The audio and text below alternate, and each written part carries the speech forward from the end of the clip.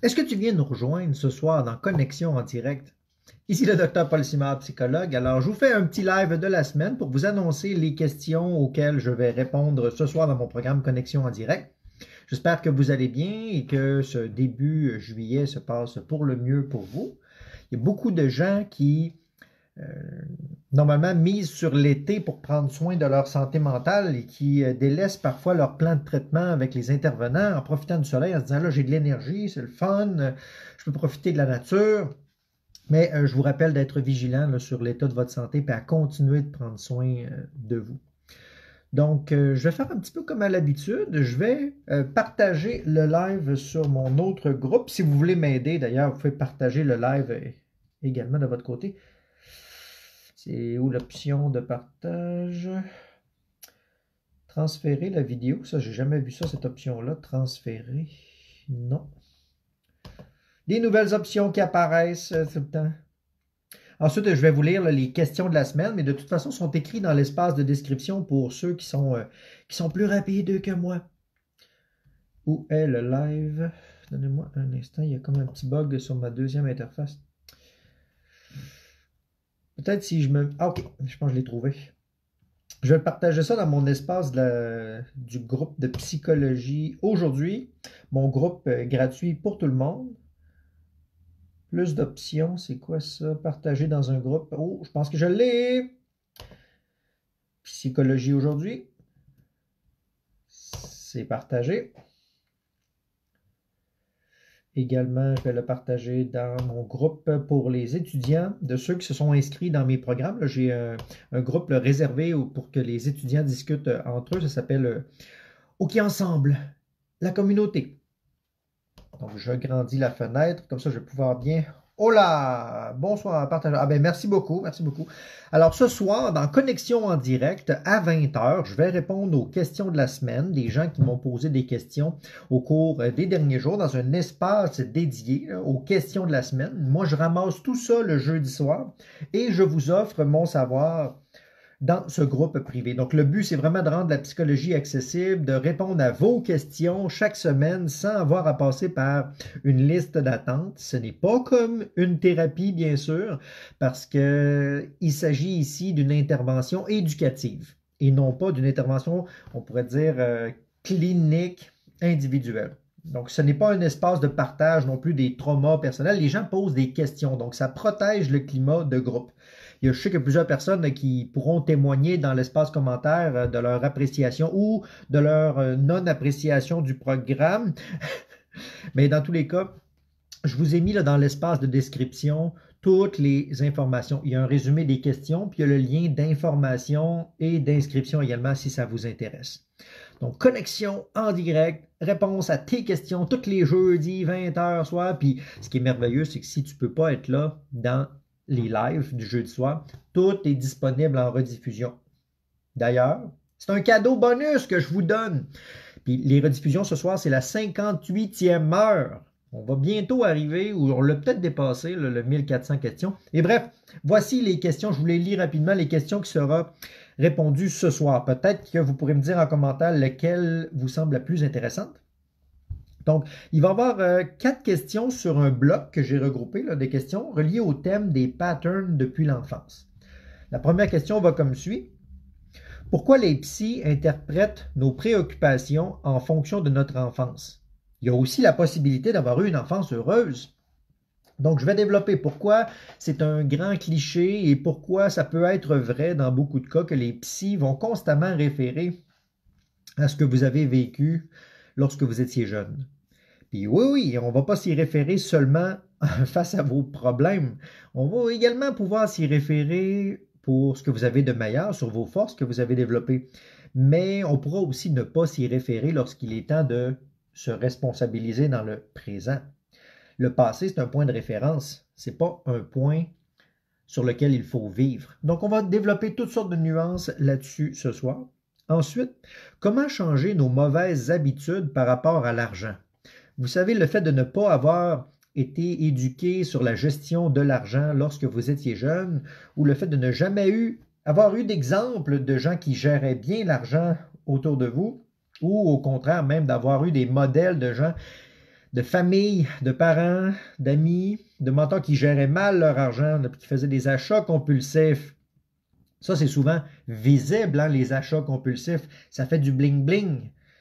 Puis, mais par contre, la honte qui va avec ou l'impression de sentiment d'impuissance, c'est souvent caché. Donc, on va essayer de démystifier les différents enjeux affectifs reliés au pattern à l'enfance, comment ça peut se transmettre, ça, la difficulté de gérer l'argent. Puis, je vais également vous donner des pistes de correctifs là, assez concrètes, là, comment on fait pour le restructurer.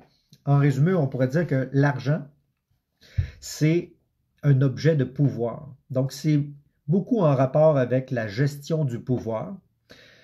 Et le pouvoir, ça fait bouger toutes sortes d'émotions et toutes sortes de sentiments, notamment le sentiment d'impuissance relié au fait d'avoir de la puissance quand on a. Donc, on va jouer dans ces notions-là reliées à l'angoisse, les anciennes angoisses versus les angoisses réelles.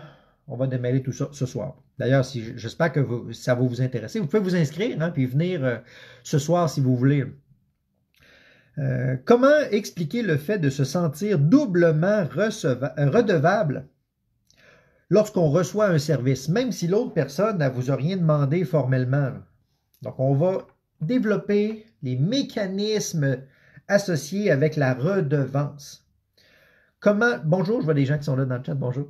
Donc, comment ça se fait qu'une personne qui reçoit un cadeau, un service, ça déclenche à l'intérieur d'elle des réflexes qui veulent repayer en double même ce service-là? Je vous dis un secret. La version courte de la réponse, c'est en lien avec les stratégies d'attachement. Pour neutraliser la charge agressive, souvent, on va avoir tendance à se sentir redevable et vouloir repayer la dette qui n'a pas été identifiée formellement. La personne n'a pas dit « je te rends un service pour créer une dette », mais émotionnellement, il y a des mécanismes qui s'enclenchent affectifs lorsqu'on reçoit quelque chose qui nous met un peu en position de devoir quelque chose. C'était d'ailleurs les prémices du communisme tribal.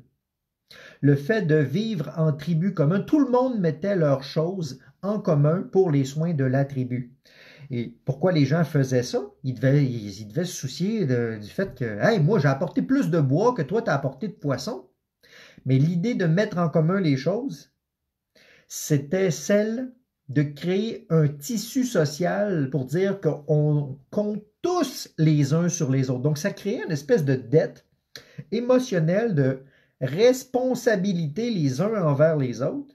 Puis aujourd'hui, même si on est dans une société de droit égalitaire, qu'on a dépassé la vie en communisme tribal, on reste porteur de ces réflexes de survie-là qui nous incitent à prendre soin de notre tribu. Puis c'est tellement fort en dedans de nous que ça déclenche automatiquement le désir de « Oh, mais moi si je bénéficie d'un service, crème, je veux garder le lien avec la personne et que j'en donne encore plus pour préserver ma place dans la tribu. » Mais ce soir, nous allons développer un petit peu plus sur cette notion-là, plus en détail, et comment on fait pour en prendre soin également. Ensuite, il sera question de comment est-ce que nos animaux domestiques font pour percevoir nos émotions? Comment ils font? Donc, il sera question ici des limites et des capacités reliées à la complexification associative et des apprentissages. J'avais lu un truc dans une revue de psychologie un jour qui disait que plus un animal apprenait facilement des choses avec un être humain, bien, plus facilement il pouvait être atteint des mêmes maladies mentales qu'un être humain. Regardez un chien qui habite avec une personne anxieuse peut facilement développer également un tempérament anxieux. Donc, les capacités d'apprentissage, c'est s'ouvrir à l'expérience, puis introjecter à l'intérieur de soi une empreinte, un peu de la même manière que les enfants. Même si vous ne leur dites pas que vous êtes triste, ils vont le sentir implicitement que vous êtes triste.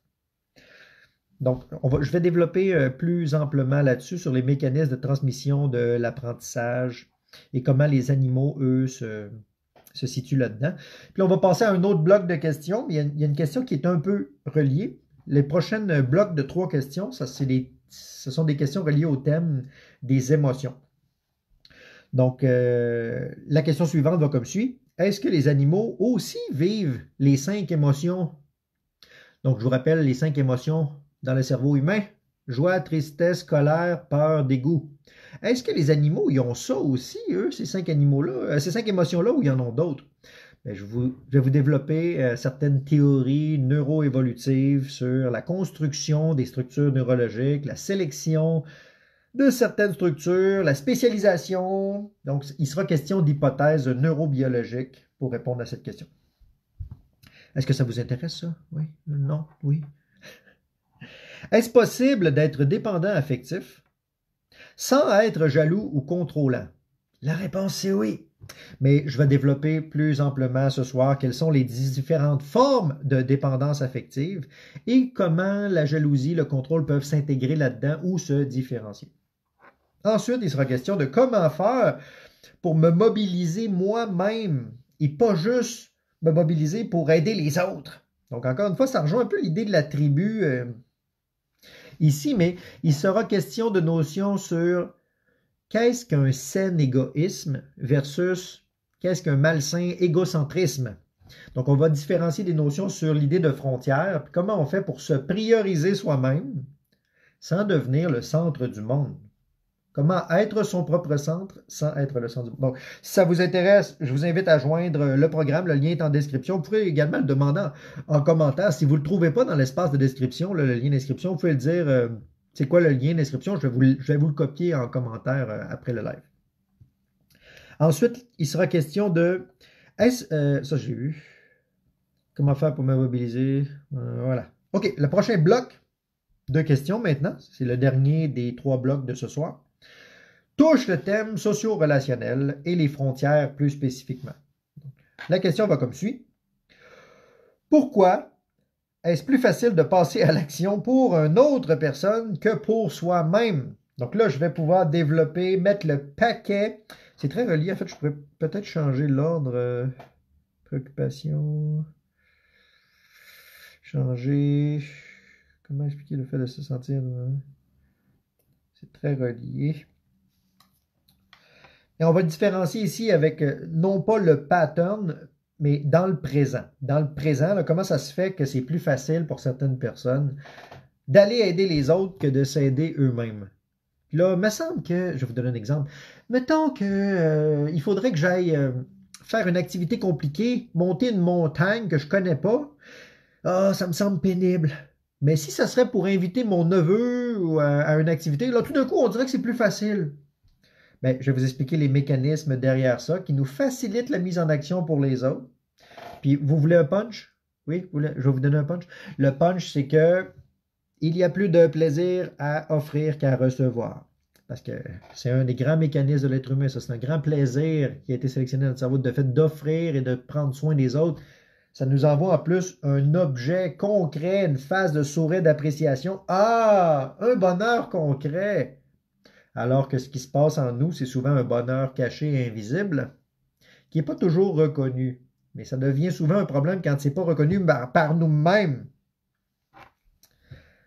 Ensuite, comment obtenir de l'aide adéquate si nous sommes déjà lourdement fragilisés et qu'on ne peut pas se permettre le risque de tomber sur une aide inadéquate? Donc ça c'est une question qui renvoie aux frontières relationnelles et à l'état de fragilité. On va passer à travers des étapes de comment on fait pour construire de la sécurité relationnelle.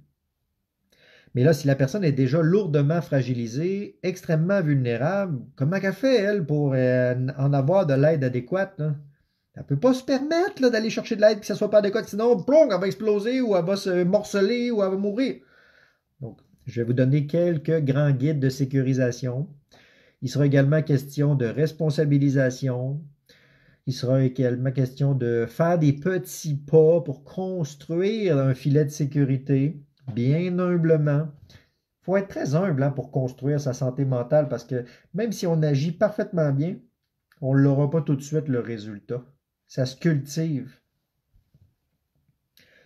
Ensuite, la prochaine question, c'est comment faire pour éviter de tomber sur un psychologue qui ne nous convient pas? Oh, on voit que c'est un peu une extension de la question précédente, mais là, il est question de rapport sur le service du psychologue. Donc, je vais vous donner des grandes lignes de réponse sur ça.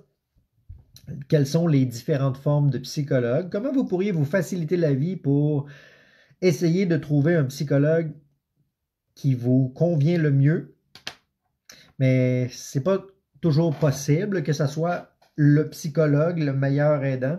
Puis ça me fait un peu penser ça aux besoins de la population en médecine. Vous savez, tout le monde veut voir un médecin spécialiste, hein? Voir un psychiatre, voir un neurologue, voir le chirurgien, parce que c'est l'expert sur le sujet du problème que vous avez.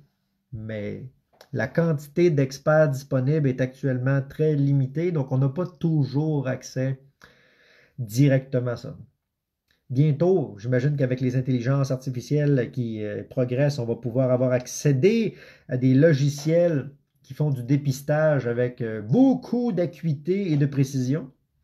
D'ailleurs, c'est depuis les années 90 qu'on sait faire des modèles de prédiction statistique là, qui battent souvent les capacités de prédiction diagnostique des professionnels de la santé.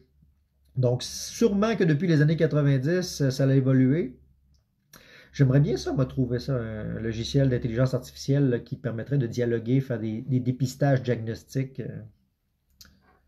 Bref, un long sujet en soi, mais je vais vous expliquer les différentes formes de psychologues, les différentes formes d'aide, comment vous aiguiller et comment tendre vers le bon psychologue. Et si ce n'est pas possible, comment tendre vers une autre ressource, une compensation qui ressemble à votre bon type de psychologue que vous recherchez, sans forcément être ce psychologue-là. C'est un monde très imparfait, mais on va essayer de créer un filet de sécurité là-dessus.